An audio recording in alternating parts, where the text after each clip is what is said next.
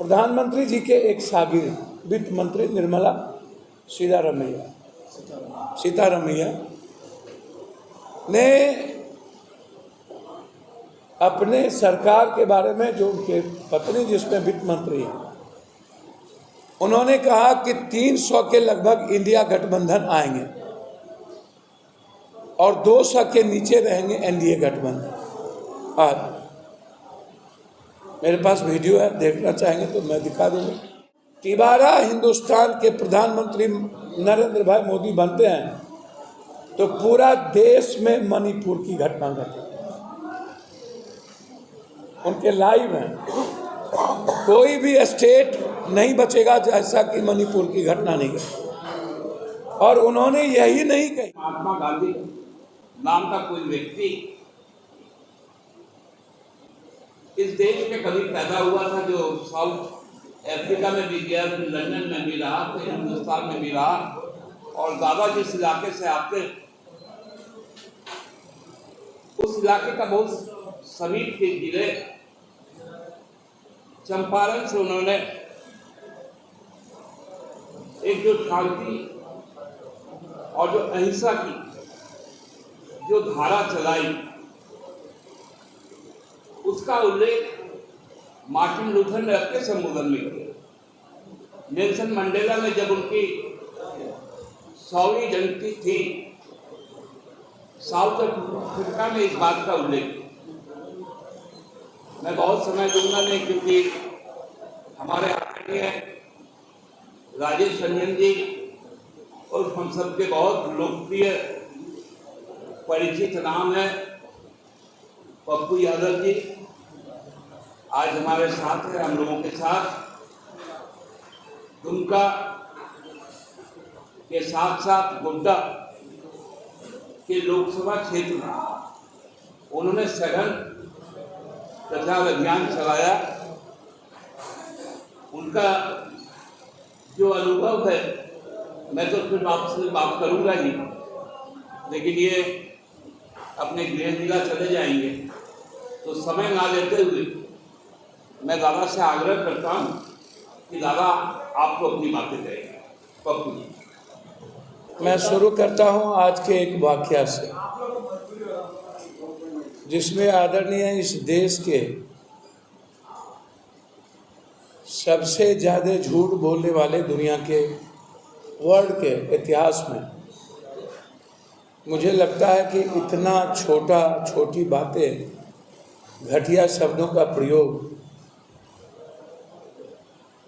आरोप प्रत्यारोप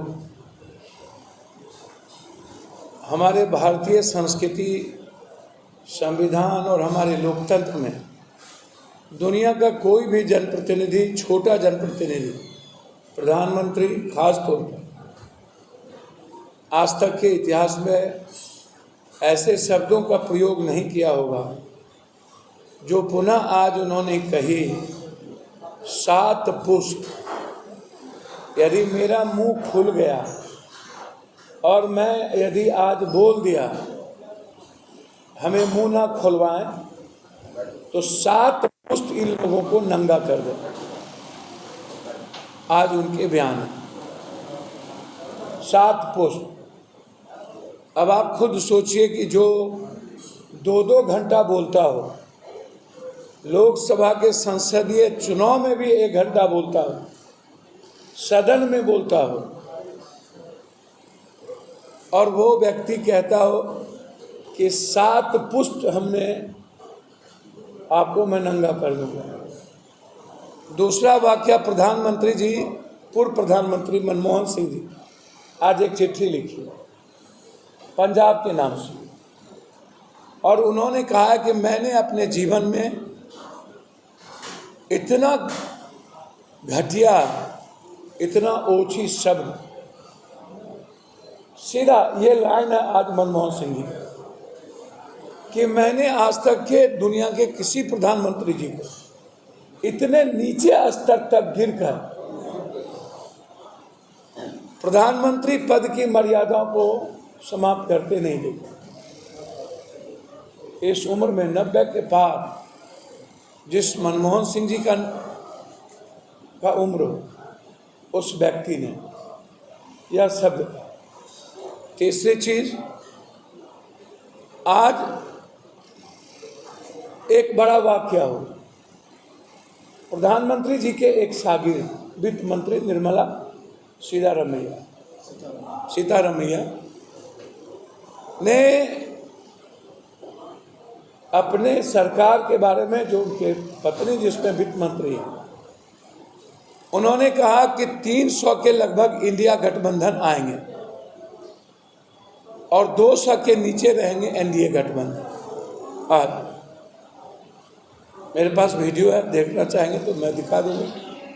और उन्होंने इतना ही नहीं कहा, उन्होंने कहा कि यदि बाय द वे तिवारा हिंदुस्तान के प्रधानमंत्री नरेंद्र भाई मोदी बनते हैं तो पूरा देश में मणिपुर की घटना घटे। उनके लाइव हैं, कोई भी स्टेट नहीं बचेगा जैसा कि मणिपुर की घटना नहीं घटी। और उन्होंने यही नहीं कही, जिस बात की शंका हम लोगों को, खासकर हमको और राहुल गांधी जी को और इंडिया गठबंधन के सभी साथियों को है कि यदि नरेंद्र मोदी जी दोबारा आते हैं तिवारा, तो इस देश में कभी चुनाव नहीं होगा। लोकतंत्र की बात तो आप छोड़ दीजिए, चाइना के तर्ज पर ये, रूस के तर्ज पर ये चुनावी प्रक्रिया को एक कानूनी और संविधान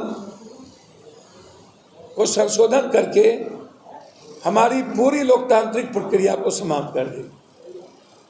इसको मैं दावे के साथ कह सकता हूं कि नरेंद्र मोदी और आरएसएस की पूरी मंशा इस देश के चुनावी प्रक्रिया को खत्म कर एक बादशाहत काम करना और अंतिम जीवन तक प्रधानमंत्री या राष्ट्राध्यक्ष बने रहना, इसकी पूरी मंशा है। इसीलिए ये 400 पार सिर्फ संविधान बदलने के लिए नहीं, कोई भी चुनावी प्रक्रिया, कोई भी आप उठा के देख लें, वह सिर्फ एक ही चुनावी प्रक्रिया हो।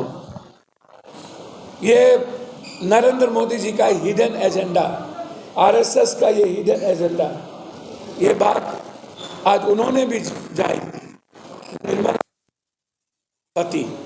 और यह बात हमारे नेता और हम लोग सदन में और शुरू से लेकर यह बात हम लोग बोलते रहे। और इसकी क्योंकि उसे पता है कि हिंदुस्तान की जनता मौका तो देती है, लेकिन नफरत करने वाले उतने निचले स्तर, जो हमारे आदरणीय प्रवक्ता महोदय जी ने जो बायोलॉजिकल बात की, जो खुद कहते हैं कि मैं बायोलॉजिकल नहीं हूं, मुझे ऊपर से भेजा गया। आप अंदाजा कीजिए ये किन किन शब्दों का प्रयोग करते हैं। बच्चे में जो सूट पहनता हो, जो 10 कंट्री घूम लिया हो एमएलए एमपी बनने के पहले, 1955 में जिसके पास 2 माला मकान हो, जिसके पिता के पास एक नहीं कई स्टॉल हो,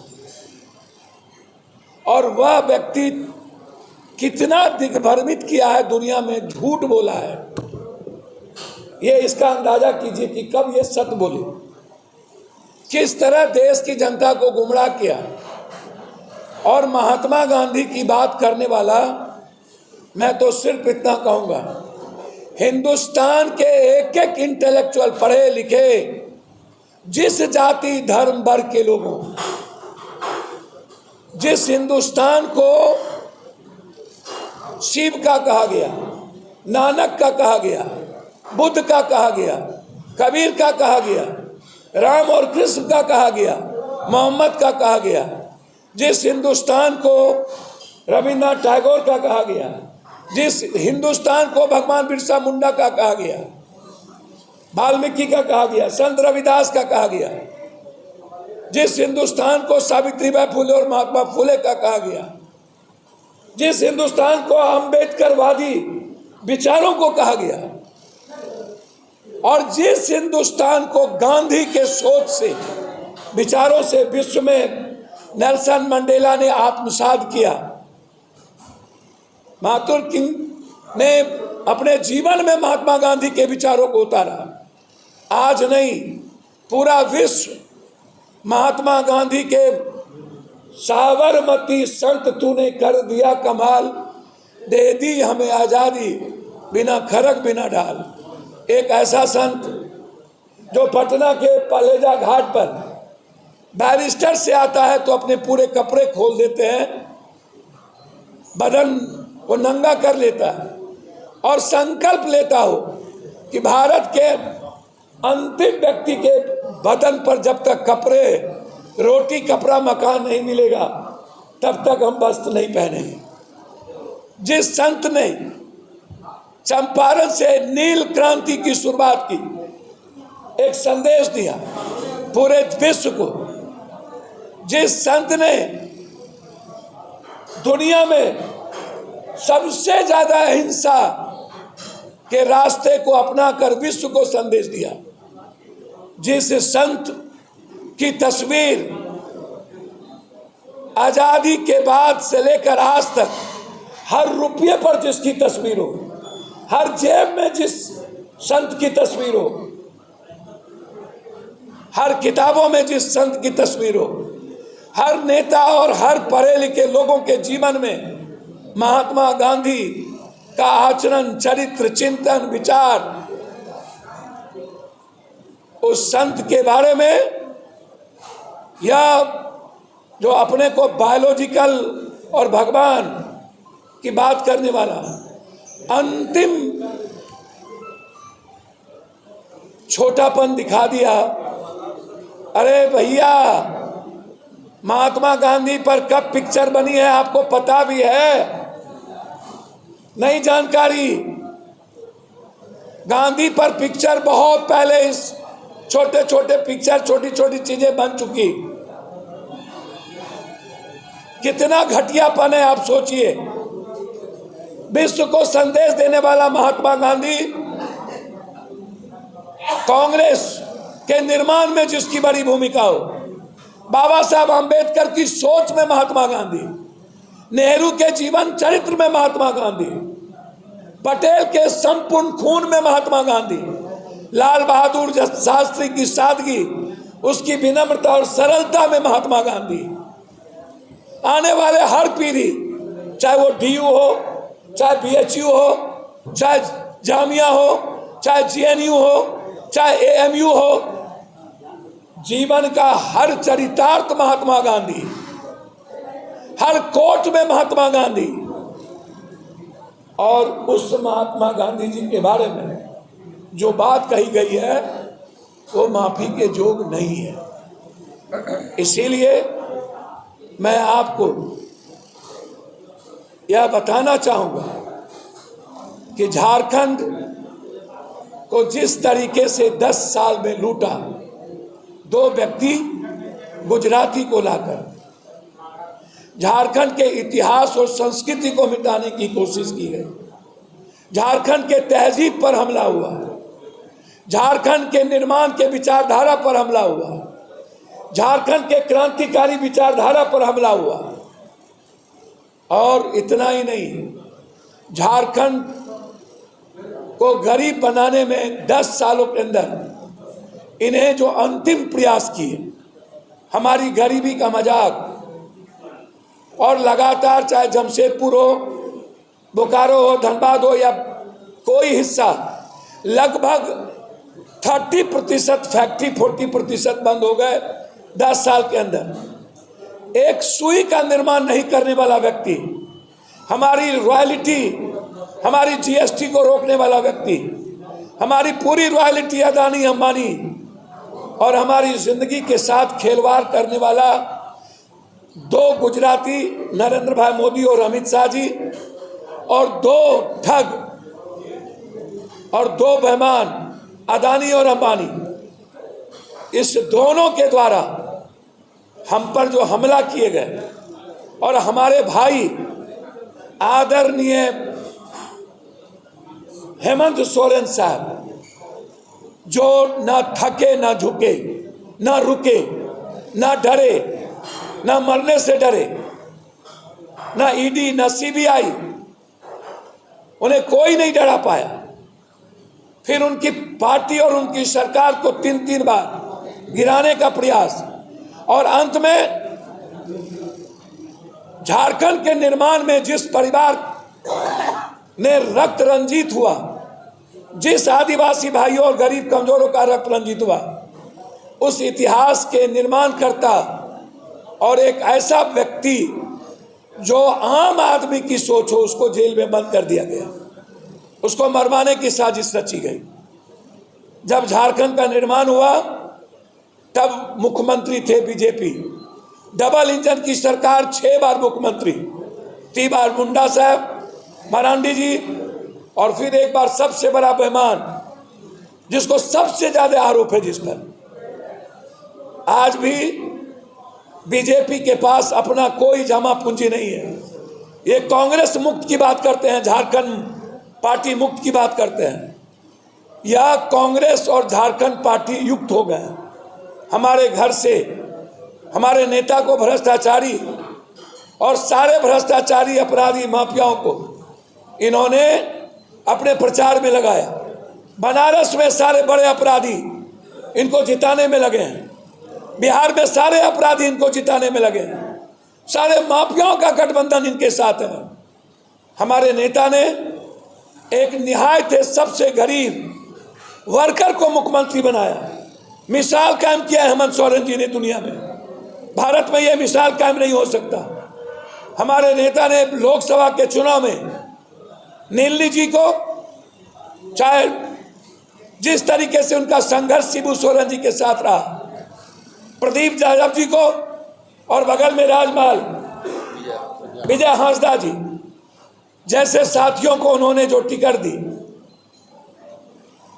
यह ऐतिहासिक पल है, क्षण है। पूरा दुमका और गोड्डा के जो एक सबसे बड़े बहरूपिया, मोदी जी अमित शाह के भी गुरु से गुरु, उससे बड़ा बहरूपिया, उससे बड़ा नटवरलाल, उससे बड़ा ठग, उससे बड़ा आम आदमी के साथ धुरतई करने वाला व्यक्ति, सदन में हमेशा जनता को विश्वासघात में रखकर अदानी अंबानी की दलाली करने वाला व्यक्ति, पूंजीपतियों की दलाली करने वाला व्यक्ति, और ईडी और सीबीआई जिसको पकड़ लेती है, ये माध्यम होते हैं शिबू, ये गोड्डा के वर्तमान सांसद जिनका कोई इतिहास नहीं। ये जो बार बार कहते हैं ये हमारे दरमियान में एम्स और ये क्या कहते हैं एयरपोर्ट, ये मनमोहन सिंह के रीजन की चीजें हैं, देन है गुरुजी शिबू सोरेन जी। याद करिए ये एयरपोर्ट कब सेंशन हुआ था, बनने में समय लगती है। एम्स का सेंशन कब हुआ था, इसमें कोई भूमिका इसकी नहीं। 2009 के पहले, ये 2009 में आए, ये झूठ बोलते रहते हैं 24 घंटा। इतिहास ऐसे लोगों को इस बार मिटाएगी। आज एक एक गांव गए हम, लहर है लहर, जनता चुनाव लड़ रही है। यह चुनाव 90% बनाम 10% का है। देश प्रधानमंत्री के रूप में राहुल जी को स्वीकार कर चुका है। इंडिया गठबंधन की जीत हर कीमत पर होगी, और पूरा का पूरा झारखंड जिस तरह मेरे नेता को जेल में बंद कर मरवाने की साजिश यातनाएं दी गई है, उसके लिए खड़ा हो चुका है एक एक आदिवासी, एक एक समाज का कमजोर दलित वर्ग। और एक तरफा वोट जब हम रांची जीत सकते हैं तो 14 सीट जीत सकते हैं, यह याद रखिएगा। यह अंतिम 7वां चरण बीजेपी के लिए लाले पड़ जाएंगे, ये मैं आपको बताना चाहता हूं। बहुत बहुत धन्यवाद।